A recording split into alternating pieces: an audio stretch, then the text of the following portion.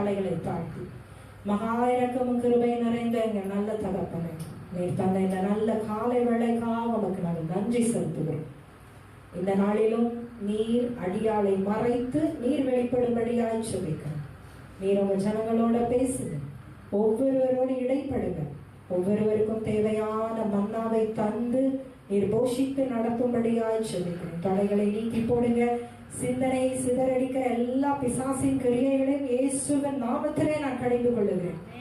எல்லா செவிகளும் திறக்கப்படுவதாக, கேட்கிற வசனங்கள் இருதயத்தில் எழுதப்படுவதாக இயேசுவின் நாமத்தில் வேண்டிக் கொள்ளுகிறேன் ஜீவனுள்ள நல்ல பிதாவே, ஆமென். இந்த வருடத்துடைய வாக்குத்தத்தம் தான் இன்னைக்கு செய்தி. அதனால நான் கொஸ்டினே கேட்க மாட்டேன், நானே உங்களுக்கு ரீகால் பண்ணி விடுறேன். ஏன்னா கண்டிப்பா ஞாபகம் இருக்காது நமக்கு. ஏன்னா நமக்கு பல வேலைகளில இருக்கும். புதுசா ஒரு சில சகோதரிகள் வந்திருக்காங்க. நீ என் பார்வை கருமையானபடியினால் கனம் பெற்றார். அதுதான் எப்படி அப்படின்னு. அடுத்தது நான் என்ன பேசினேன், எப்படி கனம் பெற முடியும் அப்படின்னு ஒரு சில குறிப்புகளை சொன்னேன். ஞாபகம் இருக்கா? கொடுக்கறதுல, ஆலயத்துக்கு வர்றதுல, பரிசுத்த பிதாவை கனம் பண்றது, இயேசுவை கனம் பண்றது. அடுத்தது பிரதர் பேசினாங்க. பிரதர் பேசும்போது எப்படி அருமையா இருப்பது அப்படின்னு பேசினாங்க. அருமையா இருந்தாதான் கனம். அப்ப எப்படி அருமையா இருக்க முடியும் அப்படின்னு பேசினாங்க. பெரிய பாஸ்டர் பேசினாங்க. என்ன பேசினாங்க? எப்படி கனவீனப்பட்டாங்க அப்படின்னு பேசினாங்க. ஆமே, எழுந்துதான் அடி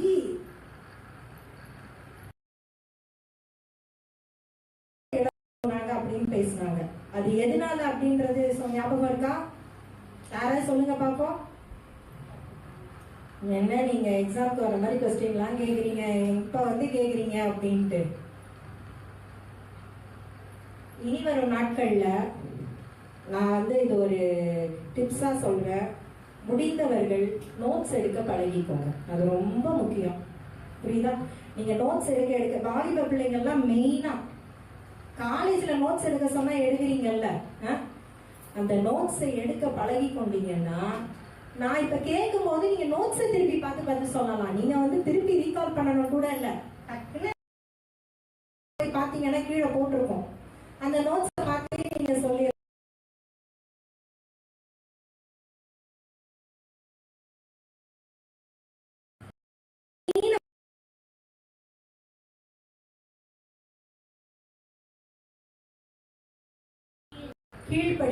கீழ்ப்படிதல் இல்லாததுனால அவங்க பெற்ற கணத்தை அவங்க இழந்து போறாங்க. அப்படியே ஒரு 5 குடும்பங்கள் பார்த்தோம். ஆதாம் குடும்பம், அதுக்கப்புறம் ஆசாரியாக ஏரியினுடைய பிள்ளைகள், அதெல்லாம் நான் ரீகால் பண்றவங்களுக்கு ஓகேவா? ஏன்னா அதோட கண்டினியூஷன் தான் இந்த வாரமும். கர்த்தருக்கு சித்தமானா இந்த பிப்ரவரி மாதம் முழுவதும் அதை தியானித்து, ஏன்னா இது வருடத்தினுடைய வாக்குத்தத்தம். இன்னும் சொல்லப்போனா வருஷம் முழுசா கூட பேசலாம். ஆனா அதுக்கப்புறம் நீங்க எல்லாம் சொல்லுவீங்க இதுலயே இருக்கிறீங்க அப்படின்னு. ஆனா இதை தியானிச்சாதான் நமக்கு என்ன கிடைக்கும்? இந்த வருஷத்துல கனம் கிடைக்கும். ஆமா, இந்த நாளுக்குரிய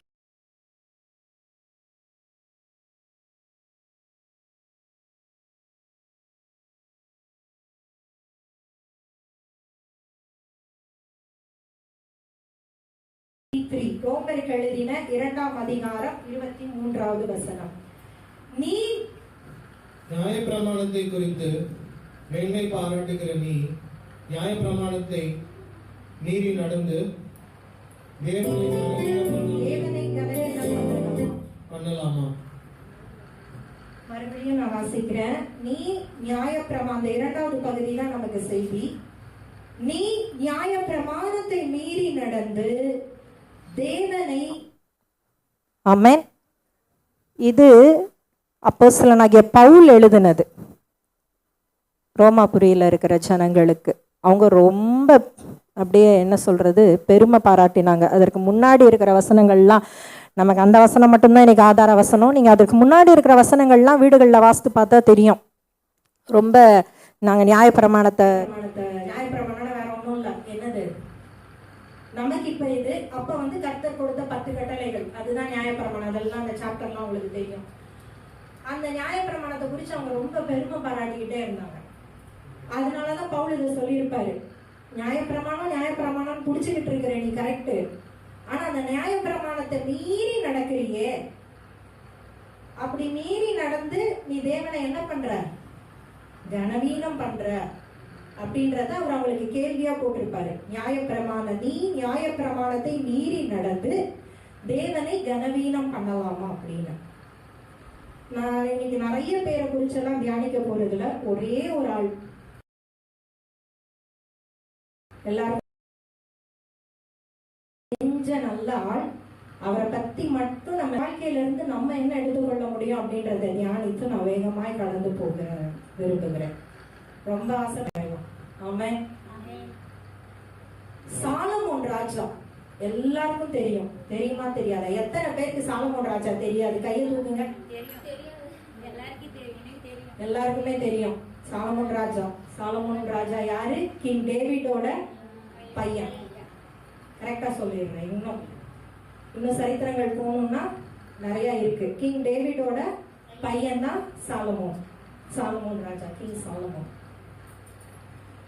அந்த சாலமோன் இந்த வசனத்தை கரெக்டா, இந்த வசனத்துக்குரிய சரியான ஆள் யாரு அப்படின்னு பார்த்தா அந்த சாலமோன் தான்.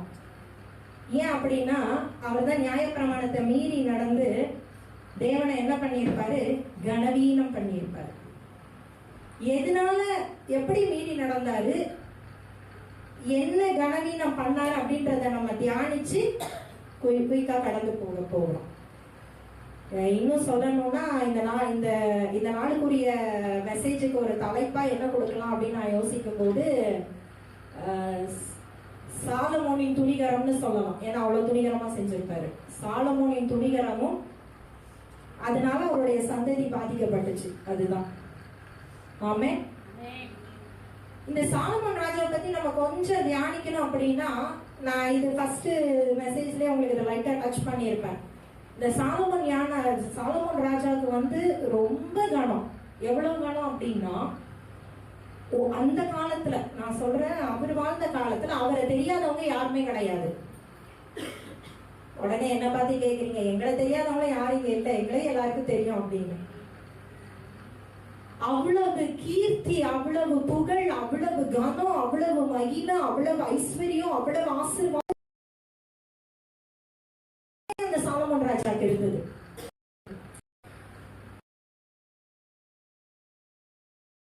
சொல்ல முடியும், அது எல்லாருக்குமே. சாலமோன் ராஜா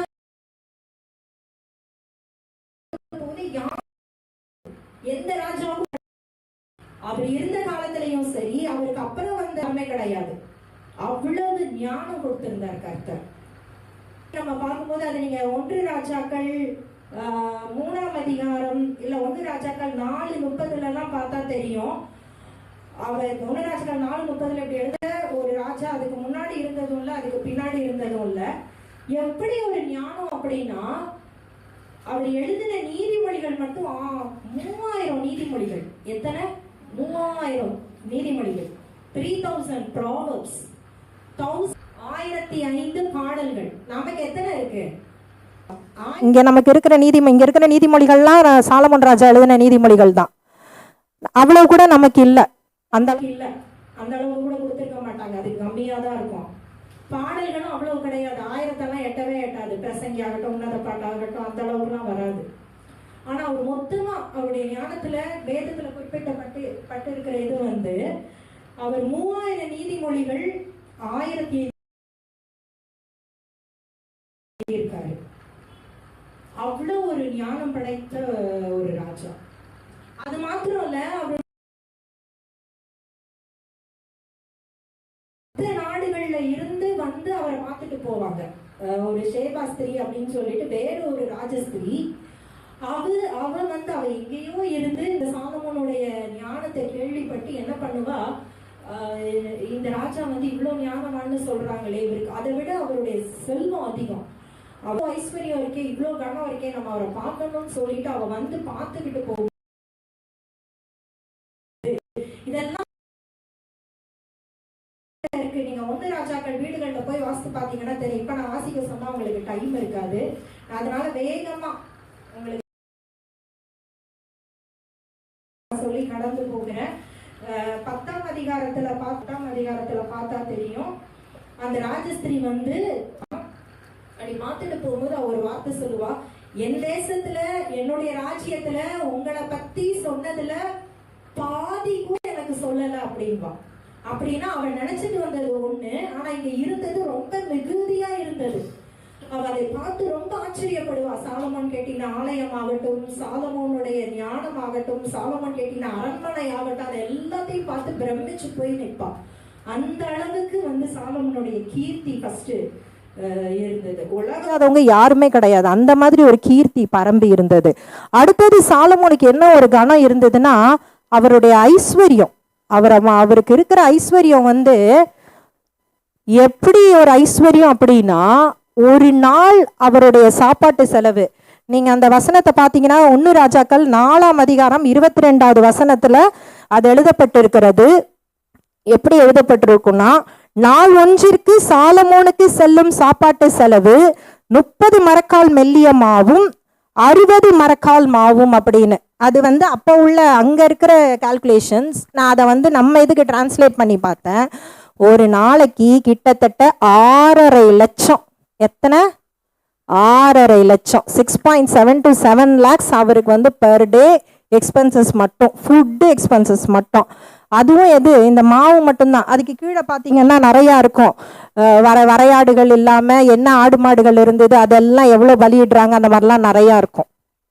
அது ஒரு ஆசீர்வாதம் அவருடைய ஐஸ்வர்யத்தில். இதெல்லாம் நான் அவருடைய கணத்துக்காக சொல்கிறேன், கர்த்தர் எப்படி அவரை கணம் பண்ணி வைத்திருந்தார் அப்படின்னு. அடுத்தது இன்னொன்று, அவருடைய டோட்டல் எஸ்டிமேட் பார்த்தீங்க அப்படின்னா, அவரோட வெல்த்து அப்படி அதை நம்ம கணக்கிட்டோம். அவருடைய சொத்துக்களை கணக்கிட்டு பார்த்தா இப்போ இருக்கிற கால்குலேஷன்ஸ் படி என்ன ஆராய்ச்சி சொல்லுதுன்னா, $3 trillion. 3 trillion, 3 trillion. நமக்கெல்லாம் கொஞ்சம் புதுசாக இருக்கும் 3 trillion. ஏன்னா யாருமே இன்னும் உலகத்தில் 1 trillion கூட வரல. எந்த பில்லியனியர் கூட 1 trillion டச் பண்ணலை. வால்மார்ட்டே ஆகட்டும், வால்மார்ட்டு தான் ஃபஸ்ட்டு வேர்ல்டில். நம்ம இந்தியாவில் பார்த்தா அம்பானி. ஆமாவா? அம்பானிக்கு அப்புறம் யாரும் இல்லை. முகேஷ் அம்பானி இவங்க எல்லாம், கௌதம் இவங்க எல்லாம், இவங்க கூட இன்னும் பில்லியனில் தான் இருக்காங்க. வேணும்னா நீங்கள் கூகுளில் போய் சர்ச் பண்ணி பாருங்கள், தாராளமாக பில்லியனில் தான் இருக்காங்க. இன்னும் ட்ரில்லியனுக்கு கூட டச் பண்ணலை. ஆராய்ச்சியாளர்கள் என்ன சொல்கிறாங்கன்னா, மேபி 2027 or 2028 அவங்க வந்து அந்த ட்ரில்லியனை டச் பண்ணலாம். அதுவும் 1 trillion தான் வர முடியுமே தவிர, இவரோட சொத்து மதிப்பு எத்தனை? 3 trillion. அந்த 3 trillion வந்து நான் கால்குலேட் பண்ணி மட்டும் 30 லட்சம் கோடி. நான் கால்குலேட் பண்ணும்போது 30 லட்சம் கோடி. ஏன்னா நேற்று நாங்கள் கன்ஃபியூஸ் ஆனோம் இந்த ட்ரில்லியன்ல. எனக்கு இது பார்க்கும்போது எப்போ 3500 கோடியா இல்லை அதையும் தாண்டி எவ்வளோ இருக்கு அப்படின்னு கால்குலேட் பண்ணி பார்த்தா 30 லட்சம் கோடி. உங்க மைண்ட் வாய்ஸ் எல்லாம் கேட்ச் பண்ணிட்டான். 1 லட்சத்துக்கே தள்ளுது. ஆமேன். 1 கோடி இருந்தாலே நமக்கு இப்ப கையில யாராவது 1 கோடி கொடுத்தாலே அட 1 லட்சமே இப்ப நமக்கு பெருசு. அந்த ராஜா எவ்வளவு வச்சிருந்தாரு? 30 லட்சம் வச்சிருந்தாரு. 30 லட்சம் கோடி. எத்தனை சைபர் கூட எனக்கு தெரியலப்பா, உங்களுக்கு எல்லாம் தெரிஞ்சா பாத்துக்கோங்க. அவ்வளவு செல்வம் இருந்தது. அது மட்டும் இல்ல, நிறைய இருக்கு. நீங்க 1 நாளாகமம்லாம் வீட்டுல போய் வாசித்து பாருங்க. 2 நாளாகமம் 9ஆம் அதிகாரம் ஃபுல்லா அவருடைய செல்வத்தை பத்தி தான் எழுதியிருக்கோம். எல்லா அரண்மனையும் அவர் தங்கத்தால கட்டினாரு. அது மாத்திரம் இல்ல, யானையுடைய தந்தத்தினால கட்டப்பட்டு அதுக்கப்புறம் அதை வந்து தங்கத்தினால மேல் இது பண்ணி பூசி அந்த மாதிரி கட்டினாரு. அவரோட காலத்துல வெள்ளி ஒரு பொருட்டே இல்லை. ஃபர்ஸ்ட் வீக்லயே சொல்லியிருக்கேன், வெள்ளி வந்து என்னது? மண்ணு மாதிரி. வெள்ளி ஒரு பொருட்டே இல்லை. கோல்டு கப்ல தான் மனுஷன் குடிப்பாரு, கோல்டு பிளேட்ல தான் சாப்பிடுவாரு, எல்லாமே கோல்டு. இப்ப தங்க விக்கிற, இப்ப வெள்ளி விக்கிற விலைக்கு வெள்ளியே வாங்க முடியலையே. ஆமா தானே? உண்மை அதுதானே. இப்பெல்லாம் நம்ம வந்து ஒரு குழந்தை பிறந்ததுனாவோ இல்ல இந்த தொட்டில எல்லாம் போடும்போது வெள்ளி ஸ்பூன், வெள்ளி கிளாஸ்ல பால் கொடுப்பாங்க. ஏன்னா அந்த வெள்ளிக்குரிய மதிப்பு, பிறந்த குழந்தைன்றனால வெள்ளியில கொடி போடுவாங்க. ஏன்னா வெள்ளி அந்த மதிப்பு இப்பவும் இருக்கு. அவர் காலத்துல வெள்ளி ஒரு பொருட்டே இல்லை. வெள்ளி ஐயே எனக்கு வேணாம், எனக்கு தங்கத்துலதான் வேணும் அப்படின்னு. அந்த அளவுக்கு ஒரு ஆசீர்வாதம், அவ்வளவு ஆசீர்வாதம். அது மாத்திரமல்ல, அவரோட இருந்த எல்லா பானபாத்திரக்காரர்கள், அந்த அரண்மனையில வேலை பார்த்தவங்க, அவங்களுக்கு உண்டான செலவுகள், அவங்களுக்கு உண்டான இது எல்லாமே ரொம்ப மிகுதியா இருந்தது. யாருமே குறைவே இல்லாம இருந்தாங்க. அவரு இஸ்ரவேல் ஜனங்களை 40 வருடங்கள் அரசாண்டாரு. அந்த 40 வருஷமும் இஸ்ரவேல் வந்து ரொம்ப சமாதானமா இருந்தது. இதை ஏன் நான் சொல்றேன்னா, எப்ப பாரு இஸ்ரவேல்ல குழப்பம் இருந்துகிட்டே தான் இருக்கும். அது அதுக்கு கிடைச்ச ஒரு இது. இப்ப வரைக்கும் அதேதான். இப்ப வரைக்கும் இஸ்ரேல் அப்படிதான் இருக்கு. ஒரு சில ராஜாக்களுடைய காலத்துல மட்டும்தான் சமாதானமா இருப்பாங்க. ஏன் தாவீதோட காலத்துல கூட வந்து சண்டைதான். தாவீது ஆளுகை செய்யும் போதும் சும்மா சமாதானமாலாம் இல்ல. அவனா தாவீது மனுஷன் போருக்கு போயிடுவாரு, அவனா அவங்க போருக்கு வந்துருவாங்க. இதெல்லாம் நமக்கு தெரியும். பொன்னாடி பிள்ளைகள் எல்லாம் கூட்டிட்டு போயிருந்தாங்க ஒரு தடவை. சமாதானமாவே இருக்க முடியாது இஸ்ரவேல் தேசத்துல ஜனங்கள். ஆனா சாலமோன் அரசாண்ட காலத்துல கர்த்தர் அந்த சமாதானத்தை அவங்களுக்கு தந்திருந்தாரு. எந்த எதிரியும் அவங்களுக்கு எழும்பவே இல்லை. அந்த 40 வருஷத்துல எந்த எதிரியும் எழுப்பி படைய எடுத்து தேசத்தை வந்து இது பண்ண போறோம் அப்படின்லாம் எந்த இதுவுமே இல்லை. ஃபுல்லா பீஸ் தான். அவன் அது இன்னொரு வசனம் இப்படி அழகா எழுதப்பட்டு இருக்கிறது. அவன் அவனுடைய திராட்சை செடிக்கு கீழையும் அத்திமரத்துக்கு அடிக்கு கீழையும் உட்கார்ந்து நல்ல சாவகாசமா இளைப்பாறினான் அப்படின்னா அந்த அளவுக்கு சமாதானமா இருந்தான். எதற்கும் பயம் இல்லை. சேஃப்டி பீஸ் எல்லாமே அந்த 40 இயர்ஸ் இருந்தது. அது ஒரு கணம், சாலமோன் ராஜாக்கு கிடைக்கப்பெற்ற கணம். அடுத்தது ரொம்ப முக்கியமான ஒரு இது என்னன்னா, சாலமோன் தான் முதல்ல தேவாலயத்தை கட்டினது. இப்ப வரைக்கும் அதே பேரு தான் இருக்கு. இப்ப வரைக்கும் நம்ம கேட்டா என்ன சொல்லுவாங்கன்னா சாலமோன்ஸ் டெம்பிள் தான் சொல்லுவாங்க. எத்தனையோ 1000 வருடங்கள் கடந்த பிறகும் இஸ்ரவேல்ல இப்ப இருக்கிற ஆலயம் வந்து சாலமோன் கட்டின ஆலயத்தினுடைய ஒரு பகுதி அப்படியே தான் இருக்கு. அவ்வளவு ஒரு பெரிய ஸ்லாக்கியத்தை சாலமோனுக்கு கர்த்தர் கொடுத்தாரு. தாவீதுக்கு அதை கிடைக்கல. தாவீது வந்து கேட்பாரு, நான் உங்களுக்காக ஒரு வீட்டை கட்டுறேன் அப்படின்னா கர்த்தர் தாவீதை வந்து ரிஜெக்ட் பண்ணிக்கிட்டாரு. அந்த விஷயத்துல நீ கெட்ட மாட்டா அப்படின்னு டைரக்டா சொல்லிடுவாரு. இதெல்லாம் நான் உங்களுக்கு இதா சொல்லிட்டு போறேன், நீ பைபிள்ல படிச்சு பார்த்தா தெரியும். நீ எனக்கு வீட்டை கட்ட மாட்டா, உனக்கு மட்டும் நீ வீட்டை கட்டிக்கோ, உன் சந்ததியில இருந்து வர்றவங்க எனக்கு ஆலயத்தை கட்டுவாங்க, நான் அங்க வாசம் பண்ணுவேன் அப்படின்னு. அதனால தாவீது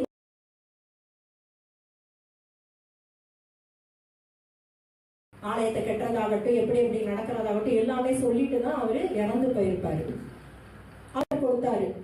அந்த ஆலயத்தை கட்டினது மாத்திரம் அல்ல, அந்த ஆலயத்தை பிரதிஷ்டை பண்ணும்போது தாவீது சாலமோன் ஏறெடுக்கிற ஜெபம்லாம் நமக்கு தெரியும். அதை தான் நம்ம அடிக்கடி சொல்லுவோம். இந்த ஸ்தலத்துல ஏறெடுக்கப்படுகிற ஜெபங்களுக்கு என்னுடைய கண்கள் திறந்தவைகளும் செவிகள் கேட்கிறவர்களுமா இருக்கிறதுன்றது வந்து அவர் அங்கதான் சொல்லியிருப்பாரு. சாலமோனுடைய ஆலயத்துக்கு தான் அந்த வாக்குத்தத்தை கொடுத்திருப்பாரு. நீங்க இருந்து ஜெபம்னா நான் கேட்பேன் அப்படின்னு சொல்லி அப்படி ஒரு கணத்தை வந்து அவர் கொடுத்திருந்தாரு. அவ்வளோ ஒரு சமாதானம், ஐஸ்வர்யம், கீர்த்தி, புகழ் எல்லாம் இருந்து இந்த ராஜா என்ன பண்ணிட்டாரு தெரியுமா? எல்லாத்தையும் சே அப்படின்ட்டாரு. என்ன பண்ணிட்டாரு? சே அப்படின்னு உதறி தள்ளிட்டாரு.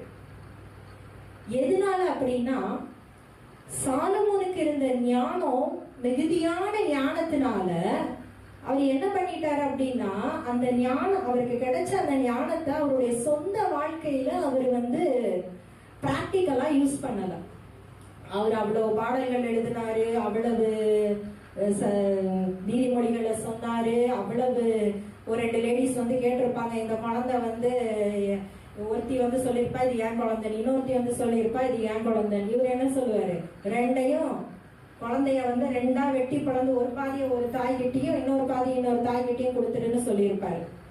அப்ப பெற்ற தாய் என்ன பண்ணுவா? ஐயோ என் குழந்தை யார்கிட்டயாவது வளரட்டும், எனக்கு இல்லைனாலும் பரவாயில்லன்னு சொல்லி பதறும் போது அவர் இதுதான் உண்மையான தாய், குழந்தைய அவங்க கிட்ட கொடுங்க அப்படின்னு சொல்லி அந்த கதையை முடித்திருப்பாரு. அந்த ஒன்று மட்டும்தான் நமக்கு எழுதப்பட்டிருக்கிறது. அவ்வளோ ஒரு ஞானம் படைச்சி மற்றவங்களுக்கு அந்த மாதிரி செய்தவர் தன்னுடைய வாழ்க்கையில வந்து அவர் அந்த ஞானத்தை வந்து யூஸ் பண்ணலை. எதனால அப்படின்னா, அவர் ஃபர்ஸ்ட் செஞ்ச ஒரு தப்பு 1 நாளாகமம் 3ஆம் அதிகாரத்துல பாத்தீங்கன்னா, சாலமோன் கர்த்தரிடத்தில் அன்பு கூர்ந்து தன் தகப்பனாகிய தாவீதின் கட்டளைகளில் நடந்தான். ஆனாலும் அவன் மேடைகளிலே பலியிட்டு தூபம் காட்டி வந்தான். அவன் ரொம்ப வந்து கர்த்தரை நேசிச்சான். அதுதான் அந்த முதல் பகுதியில இருக்கு. ரொம்ப கர்த்தரை நேசிச்சான். கர்த்தர் என்ன கட்டளை சொன்னாரோ அதன்படியெல்லாம் நடந்தான், அன்பு கூர்ந்து அப்படின்னு போட்டிருக்கு. ஃபர்ஸ்ட் அவர் செஞ்சது என்னன்னா, என்ன தப்பு அப்படின்னா, அந்த மேடைகள் வந்து அகற்றப்படலை. மேடைகள்னா என்ன சொல்றேன் அப்படின்னா, உங்களுக்கு நான் புரியுற மாதிரி சொல்றேன். இஸ்ரேல் ஜனங்கள் வரும்போது அவங்க எந்த தேசத்தை சுந்தரிச்சாங்க? கானான் தேசத்தை சுந்தரிச்சாங்க. எல்லாருக்கும் புரியுதா? தூங்குறவங்க எல்லாம் அல்லையா சொல்லுங்க பார்க்கலாம். பரவாயில்லையே, அலர்ட்டா இருக்கிறீங்களே. அப்படி பக்கத்துல யாராவது தூங்கினா அப்படியே லைட்டா அப்படி பீச் பண்ணுங்க பார்ப்போம். அப்படி லைட்டா நீ தூங்காத சர்ச் அப்படி சொல்லி இது பண்ணுங்க பார்க்கலாம். கர்த்தருக்கு ஸ்தோத்திரம். ஆமென். மேடைகள் அப்படி என்ன அப்படின்னா, இஸ்ரவேல் தேசத்துல அவங்க கானானுக்குள்ள வரும்போது நிறைய ஜாதிகள் இருந்தது. அதெல்லாம் நமக்கு தெரியும். எல்லா ஜாதிகளையும் முறியடிச்சுதான் அவங்க அங்க இருந்த தேசத்தை சுதந்திரத்துக்கு கொண்டாங்க. அவங்க ஜாதிகளை முறியடித்தாலும் ஜனங்களை துரத்தினாலும் அவங்க கெட்டின மேடைகளை அவங்க எதுவுமே பண்ணல. அந்த அந்நிய தேவர்களுக்கு அவங்க வச்சிருந்தாங்க. அஸ்தரோத்து நிறைய இருக்கு, எமோரியர், அம்மோனியர், எல்லா ஜாதிகளும் அவங்கவுங்களுக்கு ஒரு தெய்வத்தை வச்சிருந்தாங்கல்ல. அந்த தெய்வத்தினுடைய மேடைகளை யாருமே எதுவுமே பண்ணல. அந்த தெய்வத்தினுடைய மேடைகள்ல இவங்களும் பலியிட்டுட்டாங்க. அதை ஆக்சுவலா பண்ணக்கூடாது. கர்த்தர் சொல்லிட்டாரு ஆல்ரெடி மோசையோட வரும்போதே. எப்ப உபாகமத்திலே சொல்லிட்டாரு, அந்த மேடைகள்ல நீ எனக்கு நான் உனக்கு ஒரு நான் சொல்றேனோ அந்த ஸ்தலத்துல மட்டும்தான் நீ எனக்கு பலியிடணும் அப்படின்னு சொல்லியிருப்பாரு உபாகமத்துல. நீங்க உபாகமத்துல படிச்சு பாத்தீங்கன்னா அது தெரியும். உபாகமத்துக்கு எழுதின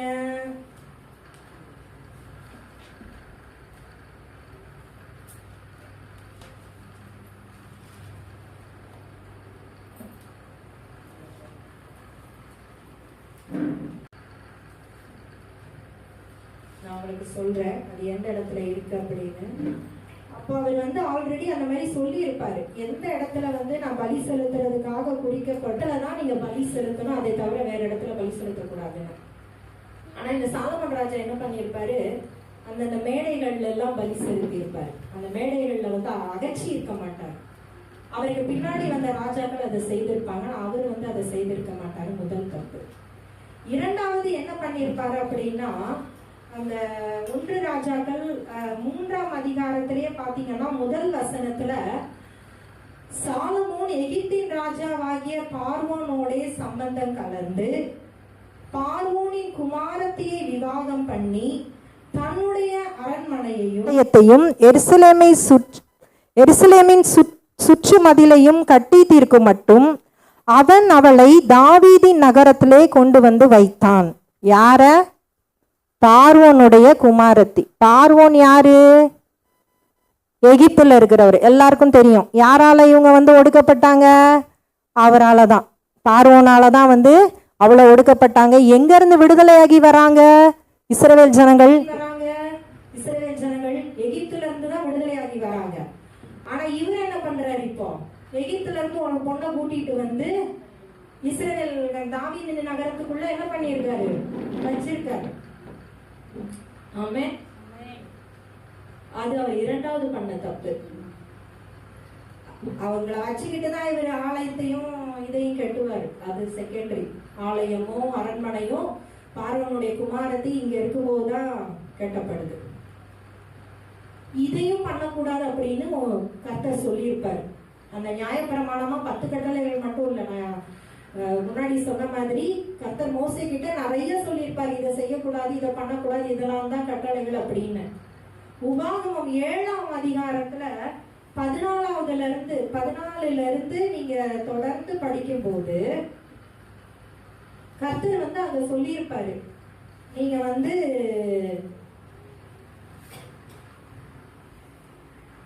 டியூட்ரானமி சாப்டர் 7 verse 14ல இருந்து 18 வரைக்கும் நீங்க படிக்கும் போது ஜனங்களை பார்க்கிறோம். இல்ல அது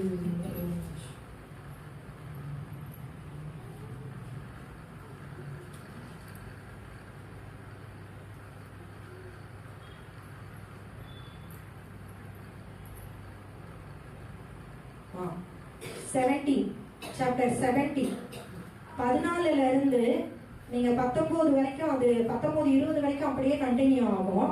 நான் அதுல என்ன தேவை அதை மட்டும் படிக்கிறேன். 15ல இருந்து படிக்கலாம். உன் தேவனாகிய கர்த்தர் தெரிந்து கொள்பவனே. இவங்க இன்னும் கானான் தேசத்தையே சுதந்திரிக்கல, கானானுக்குள்ளேயே போகல. இஸ்ரவேல் ஜனங்கள் வெளியில தான் இருந்தாங்க. மோசே உயிரோடு இருக்கும்போதே அவங்களுக்கு இதெல்லாம் சொல்லுவார், நீ என்ன பண்ணணும் என்ன பண்ணக்கூடாது அப்படின்னு. அப்பவே அவர் கணிச்சு சொல்லியிருப்பாரு. தேவன் சொன்னதை சொல்லியிருப்பாரு. என்ன கணிச்சு இல்லை, பின்னாடி உனக்கு ஒரு ராஜா வேணும், அதாவது நியாயாதிபதிகள் தான் இஸ்ரவேல் ஜனங்களை ஆண்டு வந்தாங்க. அது எல்லாமே தெரியும். மோசேக்கு அப்புறம் நியாயாதிபதிகள் எழுந்து இஸ்ரவேல் ஜனங்களை ஆண்டு வந்தாங்க. ராஜாக்கள் கிடையாது. ஒருவேளை ஆனால் இஸ்ரவேலை சுற்றி இருக்கிற மற்ற நாடுகளுக்கெல்லாம் ராஜா இருந்தாங்க. எல்லா நாட்டுக்கும் ஒரு ராஜா. அந்த ராஜாவெல்லாம் முறியடிச்சு தான் இவங்க தேசத்தெல்லாம் சுதந்திரிக்கிறாங்க. அப்போ நீ ஒரு காலத்தில் இந்த மாதிரி எனக்கு ராஜா வேணும்னு நீ சொல்கிற அப்படின்னா அந்த ராஜா எப்படி இருக்கணும்னு ஒரு நியாயப்பிரமாணம் கொடுத்துருப்பாரு. அதை தான் சாலமோன் மீறி இருப்பார். என்ன அப்படின்னா, அந்த மாதிரி நீ ஒரு ராஜாவை நீ தேர்ந்தெடுக்கிற பட்சத்தில் நான் உனக்கு யாரை ராஜாவா தெரிந்து கொள்ள கொடுக்குறனோ, யார் உனக்கு ராஜாவா உன் தேசத்தை ஆளுகை செய்யணும்னு கொடுக்குறனோ அவங்க தான் உனக்கு ராஜாவா இருக்கணும் அப்படின்னு சொல்லியிருப்பாரு. அந்தபடி தான் நடந்திருக்கும். அந்தபடி தான் சாலமோன் கர்த்தருடைய சித்தத்தின்படி ராஜாவா இருப்பாரு. அப்போ அவருக்கு ஒரு சில டேர்ம்ஸ் அண்ட் கண்டிஷன்ஸ் கொடுத்துருப்பாரு கர்த்தர். இந்த ராஜா எப்படி இருக்கும் அப்படின்னு அவர் என்ன சொல்லியிருப்பாருன்னா, 16வது வசனத்துல தேவன், அவன் அநேக குதிரைகளை சம்பாதியாமலும் அநேக குதிரைகளை தனக்கு சம்பாதிக்கும்படிக்கு ஜனங்களை திரும்ப எகிப்திற்கு போக பண்ணாமலும் இருக்க கடவன்.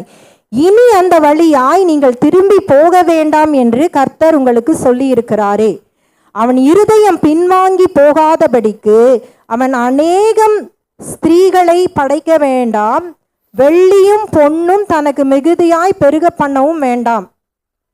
அதுக்கு பின்னாடி அவர் சொல்லியிருப்பாரு, நான் உங்களுக்கு தேவையானதை மட்டும் சொல்றேன். அவர் என்ன சொல்லியிருக்காரு தேவன்? எகிப்துக்கு போகக்கூடாது, குதிரைகளை சம்பாதிக்கணும். குதிரைகளை எதுக்கு சம்பாதிக்கிறாங்கன்னா குதிரைகளை எதுக்கு சம்பாதிக்கிறாங்கன்னா தான் தான் பெரியவன் காமிக்கிறதுக்காக. அது அந்த காலத்துல இருந்த ஒரு இது. மற்ற ராஜாக்களா இவர் சாலமோனுக்கு கிடைச்ச இன்னொரு கணமும் அது என்ன அப்படின்னா, இஸ்ரவேல் யூதரை மட்டும் அவர் ஆளுகை செய்யல, சுத்தி இருந்த எல்லா நாடுகளையும் அவர் ஆளுகை செய்தார்.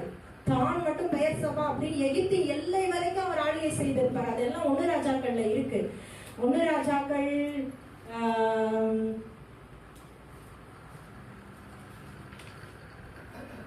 1 ராஜாக்கள் நீங்க பாத்தீங்கன்னா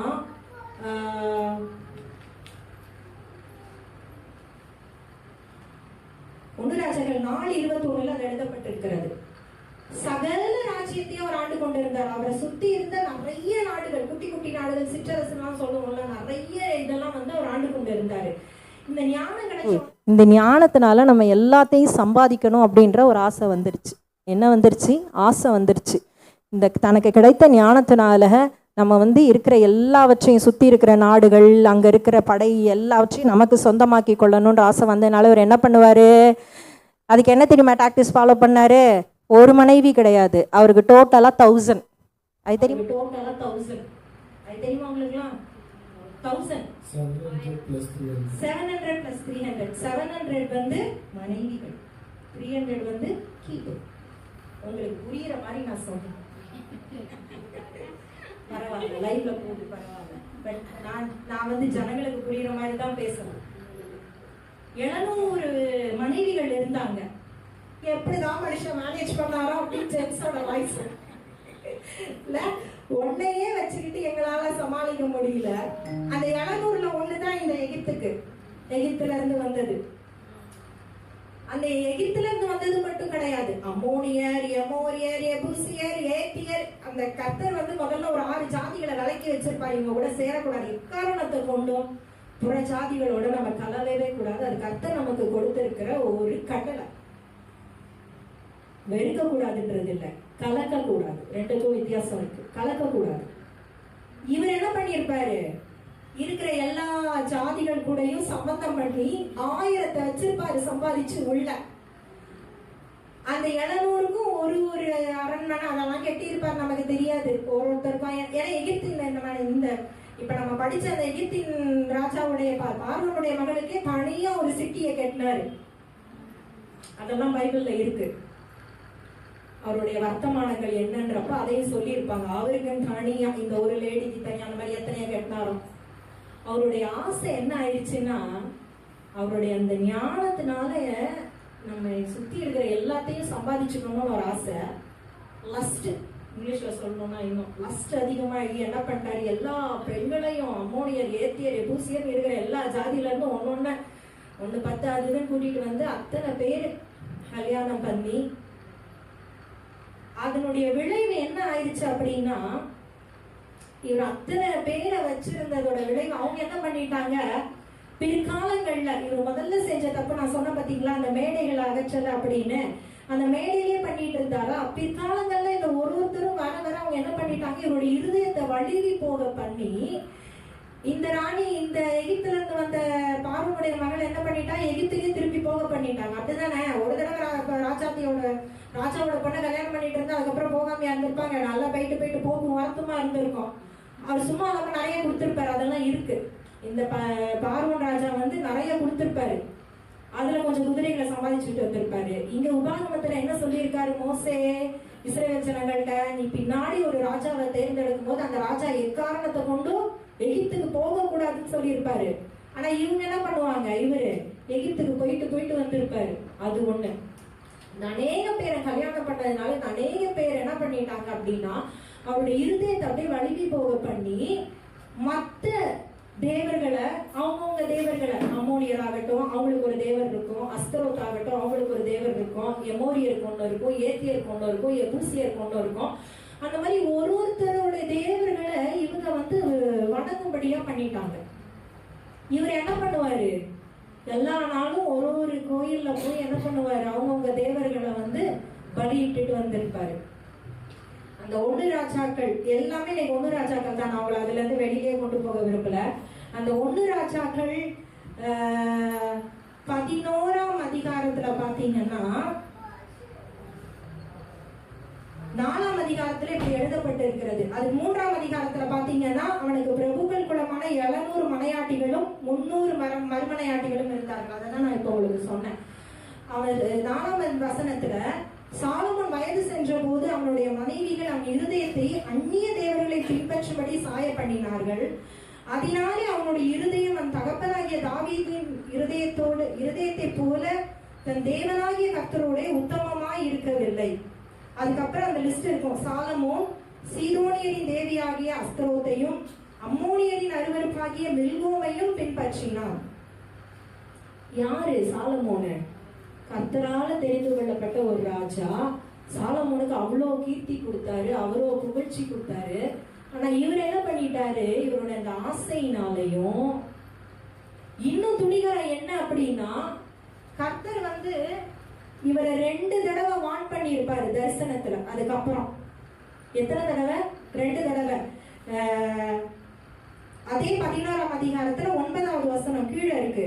ஆகையால் இஸ்ரவேலின் தேவனாகிய கர்த்தர் சாலமோனுக்கு 2 விசை தரிசனமாகி அந்நிய தேவர்களை பின்பற்ற வேண்டாம் என்று கட்டளை இருந்தும் அவன் கர்த்தரை விட்டு தன் இருதயத்தை திருப்பி, அழகா எழுதப்பட்டிருக்கு தரிசனத்துல. மொத்தம் 3 தடவை தரிசனமாகி இருக்காரு. முதல் தடவை தரிசனமாகி தான் என்ன வேணும்னு கேட்பாரு, இவர் ஞானம் வேணும்னு. அதுக்கப்புறம் நடந்ததெல்லாம் நமக்கு தெரியும். அதுக்கப்புறம் 2 தடவை தரிசனமாகி அவரை வான் பண்ணியிருப்பாரு, நீ வந்து அந்நிய தேவர்களை பின்பற்றாத, அவனுக்கு நான் மிகுதியான ஞானம் கொடுத்திருக்கேன், மிகுதியான ஆஸ்தி கொடுத்திருக்கேன், அவர்களை எல்லாம் நீ உனக்கு கீழாக வைத்திருக்கிறாய், நல்லது. ஆனா அவர்களுடைய தேவர்களை பின்பற்றாத. ஏன்னா நியாயப்பிரமாண கட்டளை என்னது, அந்நிய தேவர்களை பின்பற்றவும் கூடாது, அங்க இருந்து பெண் எடுக்கவும் கூடாது, பெண் கொடுக்கவும் கூடாது. ஆனா இவர் என்ன பண்ணியிருப்பாரு, எல்லாத்தையும் தலைகீழ மாத்தினது இல்லாம ஜனங்கள் என்ன பண்ணுவாங்க, ராஜா என்ன பண்றாரோ அதை தான் பண்ணுவாங்க இல்லையா.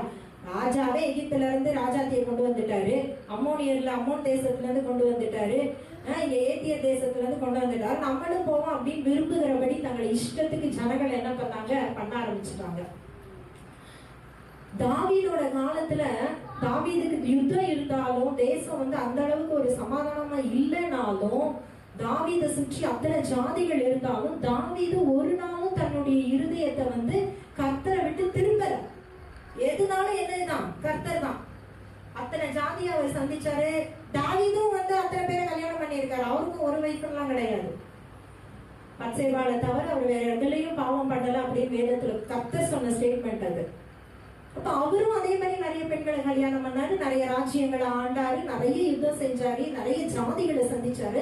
ஆனா எப்பவுமே கர்த்தருடைய விட்டு தன்னுடைய இருதயத்தை திருப்பல. அவருடைய இருதயம் கர்த்தரோட இசைந்து இருந்தது, அவருடைய கண்கள் கர்த்தரையே நோக்கி கொண்டு இருந்தது. ஆனா இவருக்கு என்ன ஆயிடுச்சு, சாலமோன் ராஜாக்கு பயம் இல்லாம போயிடுச்சு. என்ன இல்ல, பயம் இல்ல, வந்துருச்சு. இதுதான் பாயிண்ட். பயம், கர்த்தருக்கு பயப்படுகிற பயம் இல்ல. நம்ம போன வாரம் கீழ்ப்படியாமைய பார்த்தோம். இந்த வாரம் நம்ம பயத்தை கொண்டு வர வைக்கிற பயம், கர்த்தருக்கு பயப்படுகிற பயம் சாலமோன் ராஜாட்ட இல்லாம போயிடுச்சு. முதல்ல இருந்தது. எப்போ ஃபர்ஸ்ட் டைம் தரிசனம் ஆகும்போது கேட்கிறாரு, ஐயோ இவ்வளவு பெரிய ஜனங்களை கொடுத்துருக்கிறீங்களே, நான் எப்படி நடத்த போறேன், எனக்கு ஞானமே இல்லை, எனக்கு எதுவுமே தெரியாது, நான் ஒரு அப்பாவி ஒரு சின்ன பையனை கொண்டு வந்து ராஜா இடத்துல உட்கார வச்ச மாதிரி எங்க அப்பா வந்து நீ உட்கார்ந்து நீ பண்ணுன்னு சொல்லிட்டு அவரு போயிட்டாரு, எனக்கு ஒண்ணுமே தெரியாது, தயவு செஞ்சு கொஞ்சம் உதவி செய்யுங்க அப்படின்னு கேட்கும்போது தேவன் என்ன பண்ணாரு, அப்பா இவன் ஜெம் ஆஃப் த பர்சனா இருக்கானே, அவன் என்கிட்ட ராஜ்யத்தை கொடு, பணத்தை கொடு, பொருளை கொடு, காசை கொடு, கோல்ட கொடு, ராஜ்யங்களை கொடுன்னு கேட்பான். இந்த புள்ள நல்ல புள்ள ஞானத்தை கேக்குது அப்படின்னு சொல்லி என்ன பண்ணிட்டாரு கர்த்தரு, ஞானத்தை கொடுத்துட்டாரு. நம்ம ராஜா என்ன பண்ணிட்டாரு, வாங்கின ஞானத்தை வச்சு ஞானத்தை ஒழுங்கா பிரயோஜனப்படுத்தாம தன்னுடைய ஞானத்தினாலேயே தன்னுடைய ஜனங்களை வந்து சிதறடிக்க பண்ணிட்டாரு.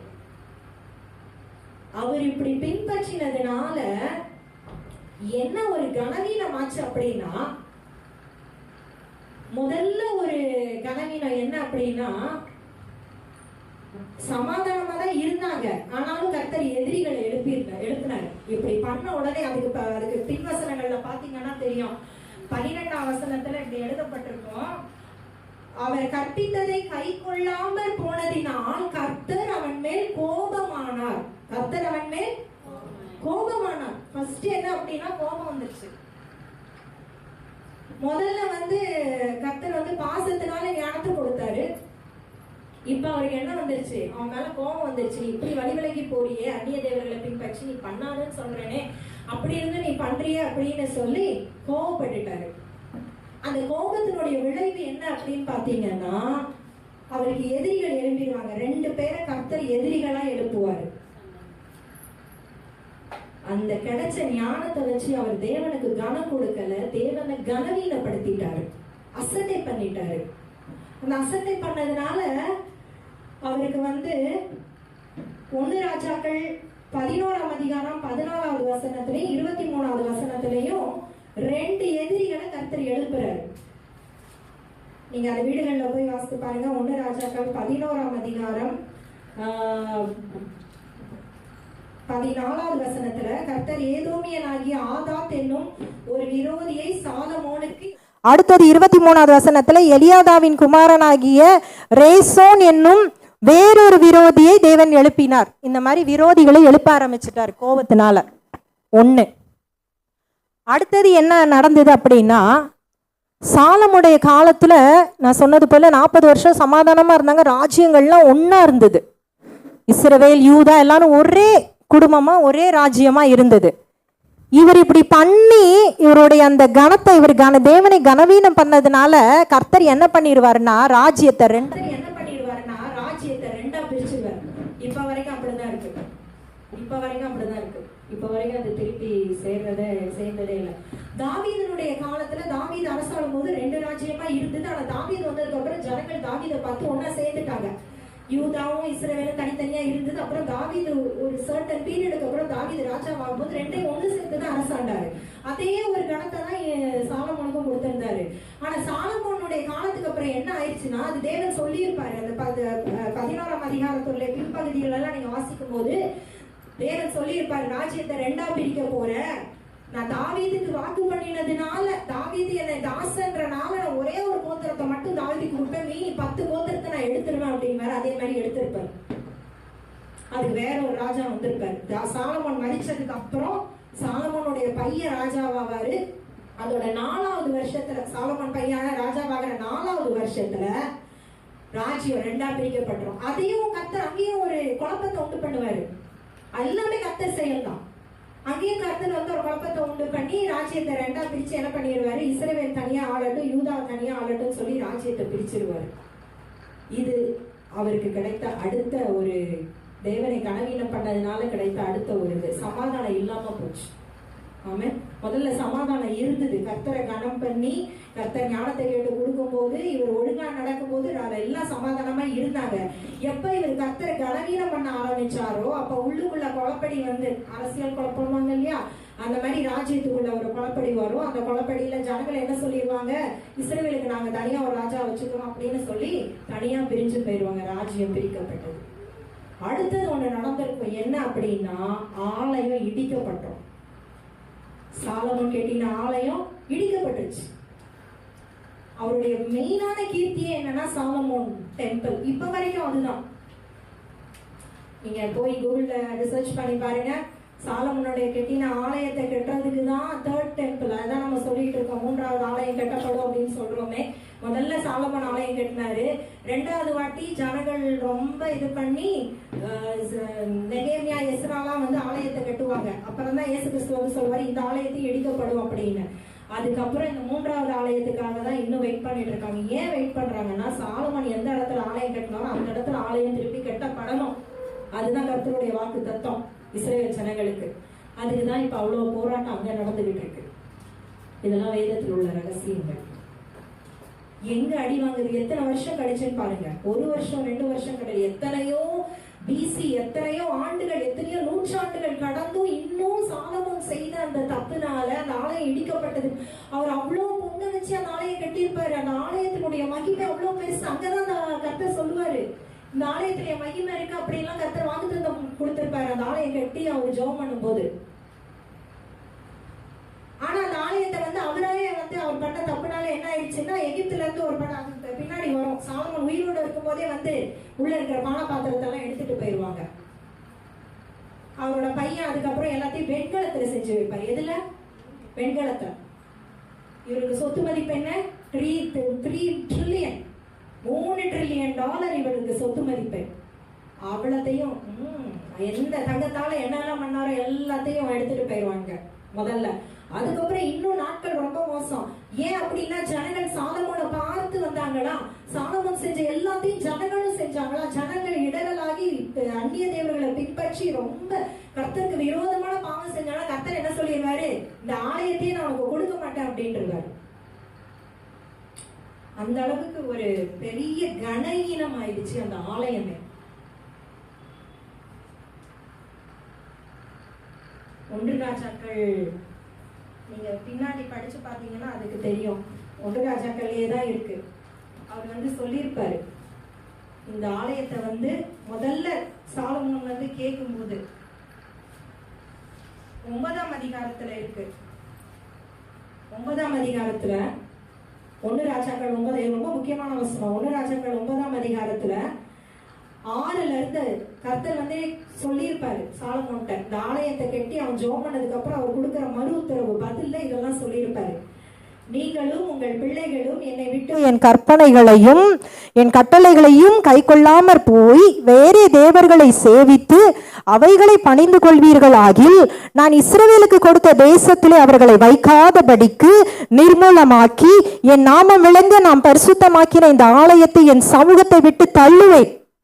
அப்பொழுது இஸ்ரவேல் சகல ஜனங்களுக்குள்ளும் பழமொழியாகவும் வசை சொல்லாவும் இருப்பார்கள்.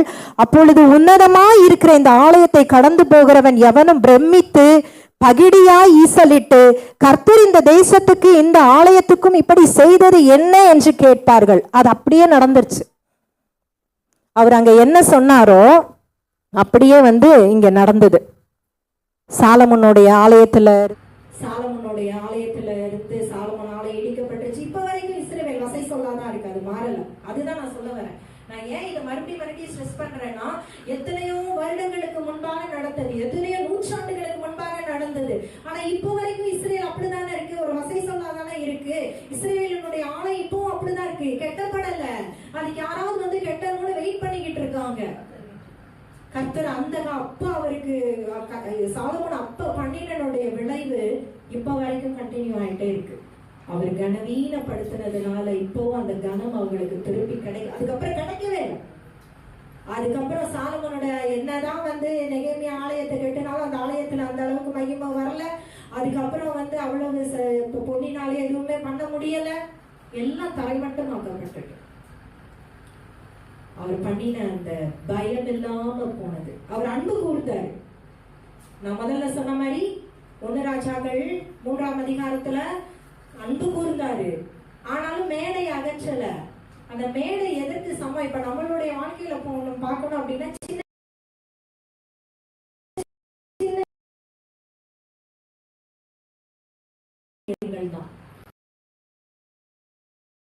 சின்ன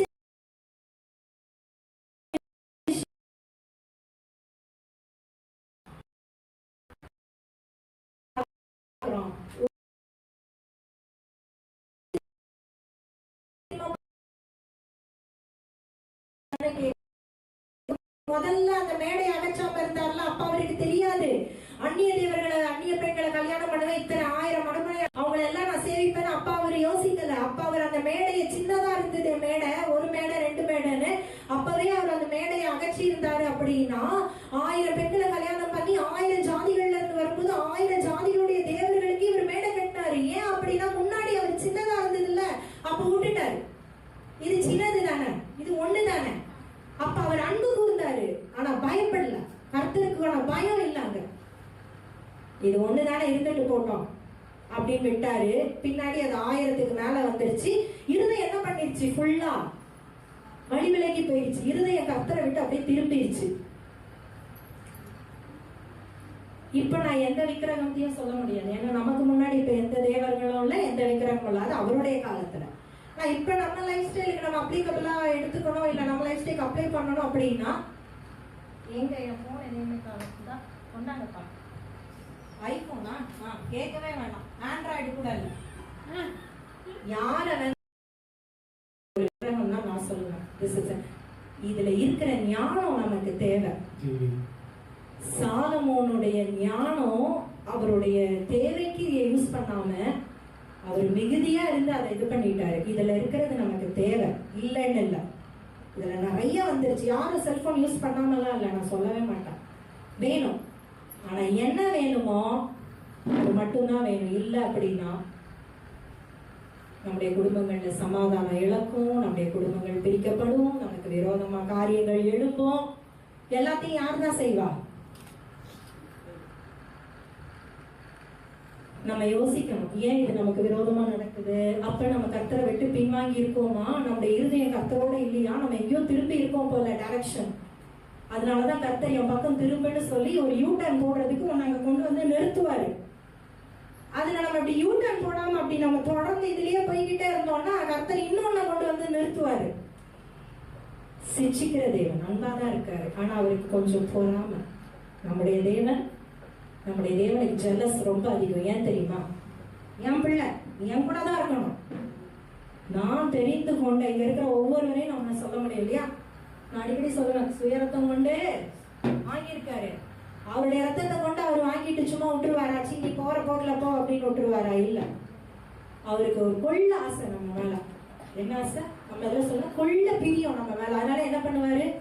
இருதயத்தை திருப்பணும். நம்ம ஒரு பக்கம் திருப்பணுன்றதுக்காக எப்படி ஒரு விரோதிகள் எழுப்புனாரோ அதே மாதிரி ஒரு சில காரியங்கள் நமக்கு முன்னாடி எழுப்போம். நம்ம அதை சுதாரிச்சுக்கணும். ஏன் இந்த காரியம் எழுப்புது எனக்கு விரோதமா? எங்க நான் மிஸ் ஆகுறேன்? எந்த தேவர்கள் கிடையாது, எது எனக்கு அவர் ஏன் அவ்வளவு கோவப்பட்டார்னா, நீ எனக்கு கொடுக்க வேண்டிய நேரத்தை, எனக்கு கொடுக்க வேண்டிய இடத்தை வேற ஒருத்தருக்கு கொடுத்துட்ட. அதுதான் அவருடைய கோவம் சாலமோனதுல. நீ எனக்கு கணம் பண்ணணும், நீ எனக்கு நேரம் கொடுக்கணும், எனக்கு நீ பலி செலுத்தணும். அது எதையுமே பண்ணாம நீ மத்த தேவர்களுக்கு பலி செலுத்துற, மத்த தேவர்களுக்கு அந்த நேரத்தை கொடுத்த, மத்த தேவர்களுக்காக நீ எல்லாம் கெட்டுன. இப்ப நம்ம மத்த தேவர்கள்னு சொல்ல மாட்டோம். இந்த மொபைலுக்கு கொடுக்கற டைம், இந்த டிவிக்கு கொடுக்கற டைம், நியூஸ் பாருங்க, நான் இல்லைன்னு சொல்லலாம். எது உங்களுக்கு தெரியும் கர்த்தரை விட்டு இருதயத்தை வழி விலகி போக பண்ணுதோ அது வேணாம். அதுதான் நானும் ரொம்ப கம்மி. இனியும் நாங்க சொல்லிக்கிட்டு இருக்க முடியாது. இன்னும் 10 வருஷம் ஆகும், 15 வருஷம் ஆகும். அவர் வர்றதுக்கு தெரியாது யாருக்குமே என்னைக்கு வச்சிருக்காருன்னு. ஆனா எனி டைம் நம்ம என்ன இருக்கணும்? அலர்ட்டா இருக்கணும். எந்த டைம் வந்தாலும் ஏறி போறதுக்கு ரெடியா இருக்கணும். அது பொய் கிடையாது. 2ஆம் வருகையோ ரகசிய வருகையோ பொய்யே கிடையாது. எல்லாரும் சொல்றாங்க அப்படிலாம் ஒண்ணு இல்ல. எல்லாம் சத்தியம், எல்லாம் இருக்கு. என்னைக்கு வேணா எனி டைம் நீ கேன் கம். நம்ம போயிடணும். அதுக்கு முன்னாடி நம்ம தகுதியா இருக்கணும். இன்னைக்கு நைட் அவர் வந்தாலும் என்ன பண்ணுவோம்? ஐயோ எனக்கு பிடிச்சி போயிருங்க, இல்லைன்னா எங்கத்துக்கு போயிடுவோம். ஜெஸ்ஸி அடிக்கடி வீட்டுல ஒரு வீடியோ பார்ப்பான், தொடர்ந்து பார்த்துக்கிட்டே இருக்கான். நரகம் எப்படி இருக்கு பார்த்துக்கிட்டே தான் இருக்கா. டெய்லி ஒரு 10 தடவையாவது பாப்பா. கல்லறையில இருந்து எப்படி எல்லாம் எழுப்பி பரலோகத்துக்கு போறாங்க கிட்ட வந்து கேட்டுக்கிட்டே இருப்பா. இந்த ஆவி எப்படி போகுது டிவியை பார்த்து தெரிஞ்சுக்கோ, அதுல நரகமும் இருக்கு அதையும் பார்த்து தெரிஞ்சுக்கோ அப்படின்னு. கோபாக்கினை வந்துருச்சுன்னா அங்க தள்ளப்பட்டுரும், பெருசா போயிடும். கர்த்தருக்கு கொடுக்க வேண்டிய டைமை கர்த்தருக்கு கொடுங்க. காலையில எந்திரிச்சு நைட்டு படுக்கும் போது இந்த மொபைலோட நான் அப்படியே படுக்குவோம் இல்லையா? கண்ண மூடி தூக்கத்திலேயே அப்படியே அந்த மொபைல் அப்படியே சரிஞ்சு விடும். அப்படியே பக்கத்துல தலையணை பக்கத்துல விழுந்துரும். காலையில எந்திக்கும் போது இப்படிதானே எந்திக்கிறோம் இல்ல? டைமை பார்த்துட்டு விட்டுட்டு வச்சுட்டோம்னா பரவாயில்ல. உடனே என்ன ஸ்க்ரால், வாட்ஸ்அப்ல என்ன வந்திருக்குது, இன்ஸ்டால என்ன வந்திருக்குது, யூடியூப்ல என்ன வந்திருக்குதுன்னு டைப் பார்க்க வேண்டிய ஒரு செகண்ட் 1 hour ஆயிராங்க. கிச்சன்ல இருந்து ஒரு சத்தம் வரும், என்னப்பா இன்னும் குழந்தைங்களை ரெடி பண்ணலையா அப்படின்னு. இல்ல நம்ம இங்க இருந்து சத்தம் கொடுப்போம், ஏன் சமைக்கலையா, எனக்கு டைம் ஆயிடுச்சு ஆபீஸ்க்கு போகணும். This is occupied our minds. அது நமக்கு தெரியாமே நடக்குது. ஆனா நமக்கு அதுக்கு ரொம்ப முக்கியத்துவம் கொடுத்து நம்ம செய்ய வேண்டியது மறந்துடுறோம். என்ன, காலையில எழுந்திரிச்ச உடனே என்ன பண்ணணும்? ஜெபம் பண்ணணும். படுக்கையில எழுந்திரிச்ச உடனே என்ன பண்ணணும்? ஏசப்பா இந்த நாளுக்காக நன்றின்னு ஒரு ஜெபம் பண்ணணும். பக்கத்துல ஒரு பைபிள் இருந்தா அந்த பைபிளை எடுத்து ஒரு வசனமாவது படிக்கணும். அது பண்றது இல்ல. இதுல நம்ம உட்கார்ந்துட்டோம் அப்படின்னா இதுல நமக்கு டைம் போறது தெரியல. நான் இதை பார்க்க வேணாம்னு சொல்லல. இதுல நிறைய இன்ஃபர்மேஷன்ஸ் இருக்கு. You can gather it, you can get it, you can get knowledge. ஆனா இதுக்கே நம்ம நேரத்தை கொடுத்துறோமே. பசங்களுக்கு சொல்லணும்னா கேம்ஸ் 5 நிமிஷத்துல விளையாண்டுட்டு வரேன். உன் படிப்பு போச்சு, கர்த்தருக்கு பயப்படுகிற பயம் போச்சு, எல்லாம் போச்சு. படிச்சாதான் சம்பாதிக்க முடியும், அது தெரியுமா? படிப்புலன்னா ஒண்ணுமே இல்லை. ஆனா நம்ம என்ன பண்றோம்? Games games games. ரியாலிட்டி இதெல்லாம் பிராக்டிகலா நம்ம யோசிக்கணும். அந்த காலத்துல ரொம்ப ஸ்ட்ரிக்டா வளர்த்தாங்க. ஃபர்ஸ்ட் பைபிள், ஜெபம், அதுக்கப்புறம் தான் எதுவும். இப்ப நம்ம அப்படி பண்றது இல்ல, பேரண்ட்ஸும் அப்படி பண்றது இல்ல. பிள்ளைங்க இஷ்டத்துக்கு போகுது. காலையில எந்திரிச்ச உடனே மொபைல் கேம்ஸ்லயோ இல்லைன்னா கேம்ஸ்லயோ விளையாண்டுட்டு 10 நிமிஷம் கழிச்சு அதெல்லாம் முடிச்சுட்டு ஸ்கூலுக்கு போற அந்த 10 நிமிஷத்துக்கு முன்னாடி கேட்டுக்குள்ள போய் நிக்கிறது. எதையுமே பண்ண வேண்டாம்னு சொல்லல. ஆனா எவ்வளவு தேவையோ அவ்வளவுதான். அதுக்கு மிஞ்சி எதுவும் போகக்கூடாது. நான் அடிக்கடி ஜெசிகிட்ட சொல்லுவேன் இந்த வார்த்தையை. ஃபர்ஸ்ட் கர்த்தர், 2வது அப்பா அம்மா, 3வது படிப்பு. நீ படிக்கலன்னா நாளைக்கு நீ சம்பாதிக்க மாட்ட, அவ்வளவுதான். சொல்லிட்டே தான் இருக்கேன். படிப்பு அவ்வளவு முக்கியம். ஆனா பிள்ளைங்களுக்கு படிப்போட இது தெரியறது இல்ல. Games mobile, games mobile. நீங்க அதுக்கான நேரத்தை கொடுத்து என்ன பிரயோஜனம்? கர்த்தருக்கு பயமே இல்லையே. எத்தனை பேர் காலையில சண்டே எழுந்திரிச்சு கேம்ஸ் விளையாடாம வர்றீங்க, மொபைல் பார்க்காம வரும். காலையில எந்திரிச்ச உடனே முதல்ல கண்ணு அங்கதான் போய் நிற்கும். கால் தானா நடந்து போயிடும். மொபைல் கேம்ஸ்க்கும் டிவியில இருக்கிற கேம்ஸ்க்கு என்னென்ன கேம்ஸ் இருக்கோ அதுக்கெல்லாம் திரும்பணும். கர்த்தர் பக்கம் திரும்பணும். இன்னும் நம்ம திரும்பாம இப்படியே சபைக்கு வந்துகிட்டே இருந்தோம்னா பிரயோஜனமே இல்ல, வேஸ்ட். அதுதான் எனக்கு ஆதங்கமா இருக்கு. பயம் வேணும். கர்த்தர்னா இருக்காரு, பயம் பார்த்துக்கிட்டு இருக்காரு அப்படின்ற அந்த பயம் நமக்கு இருக்கணும். நம்மளை யாருமே பார்க்கல, நல்லா தெரியும். நம்ம செய்யற ஒரு சில காரியங்கள், ஒரு சில பாவங்கள் யாருமே பார்க்க முடியாது. உங்க மனைவிக்கு தெரியாம, உங்க கணவருக்கு தெரியாம, உங்க பெற்றோர்களுக்கு தெரியாம, பிள்ளைகளுக்கு தெரியாம இருக்கலாம். மேல இருக்கிற ஒருத்தருக்கு மறைவா ஒண்ணுமே கிடையாது. பூமி எங்கும் சுற்றி உலாவுகிற கண்கள் அவர் பார்த்துக்கிட்டே தான் இருப்பாரு. Although he is a busy God, he watches every one of you, every one of us. அவர் பார்த்துக்கிட்டே தான் இருப்பாரு. அந்த பயம் நமக்குள்ள இருக்கணும். ஐயோ கர்த்தர் பார்க்கிறாரு. சீரியல் பார்க்கும்போது, சினிமா பார்க்கும்போது, எத்தனை வீடுகள்ல நான் பார்க்கறேன் தெரியுமா? விடிய விடிய டிவி, சீரியல், சினிமா. அதை பார்த்து என்னதான் பண்ண போறோம்? அந்த கண்களுக்கு இனிமையா இருக்கிற அந்த 1 மணி நேரம் தான். அதுக்கப்புறம் மேல இருக்கிற ஒரு பல்லவத்துக்கு கூட்டு போகும்போது நரகத்துல தள்ளி விட்டுருவாரு. ஏய், இத்தனை மணி நேரம் சீரியல் பார்த்துருக்கிறியா? ஞாபக புத்தகம் நம்ம செய்யற எல்லாத்தையும் என்ன பண்ணுவாரு? ஞாபக புத்தகத்தை எழுதிட்டே இருப்பாரு. யார் என்ன பண்றோம் வாட்ச் செகண்ட் முத கொண்டு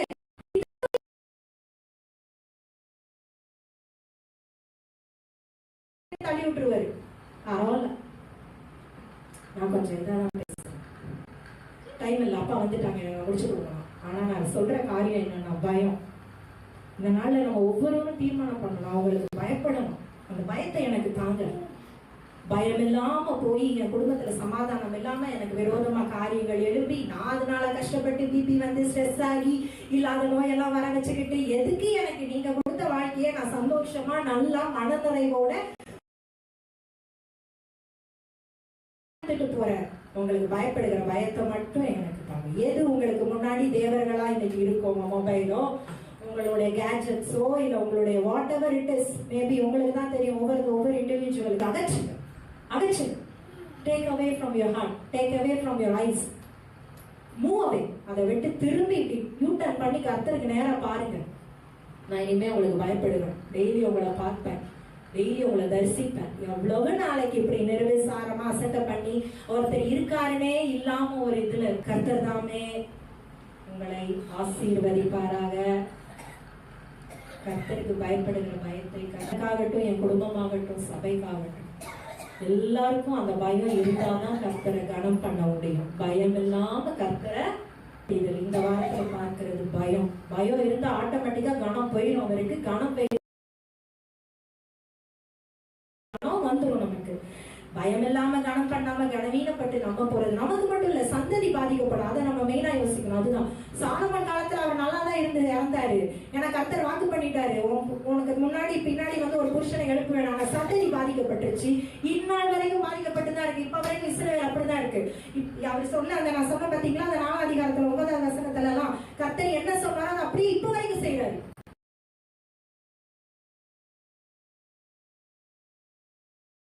பாதிக்கப்படுவாங்க, பின்வரும் சந்ததி பாதிக்கப்படும்.